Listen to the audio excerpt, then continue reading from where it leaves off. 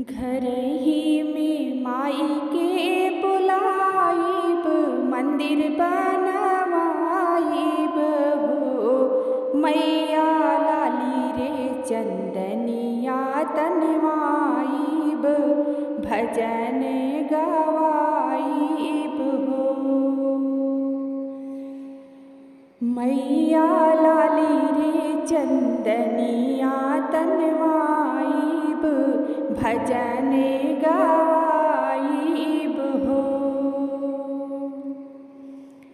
अंगना में विदिया बनाइब, यज्ञ कराइब हो। मैया सा तोरे बहिनी का बोलाइब, भगतिन होई जाइब हो।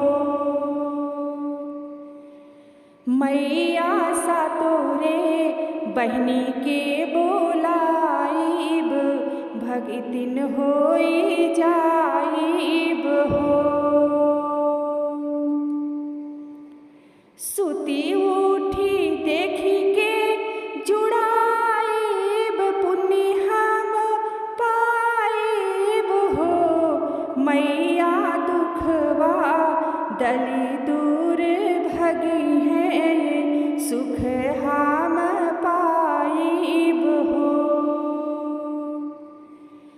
मैया दुखवा दली दूर भगी है, सुख हम पाइब हो।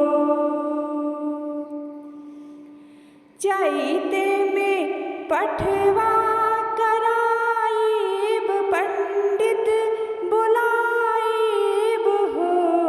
मैया बेला फुलवा लैके चढ़ाइब, हवन कराइब हो। मैया बेला फुलवा लैके चढ़ाइब, हवन कराइब हो। गैया के गोबरा मंगाइब, अंगना लिपाइब हो।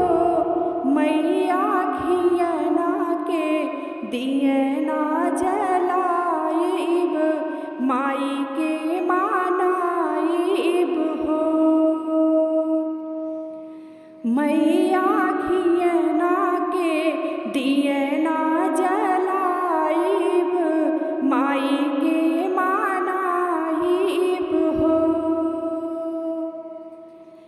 गैया के गेड़ुआ ले आइब, ढका पत्ता मंगाइब हो।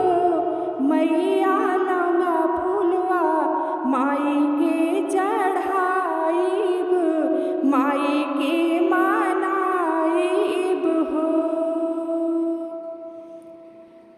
मैया लवंगा फुलवा माई के चढ़ाइब, माई के मानाइब हो।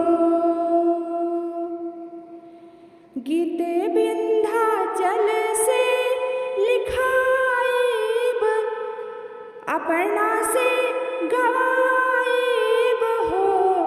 मैया चरण तोहर शीस झुकाइब, नित गुण गाइब हो।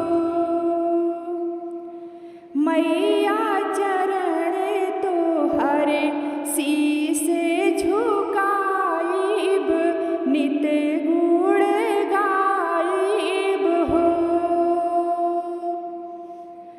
घर ही में माई के बुलाइब, मंदिर बनवाइब हो। मैया लाली रे चंदनिया तनवाइब, भजन गवाइब हो। मैया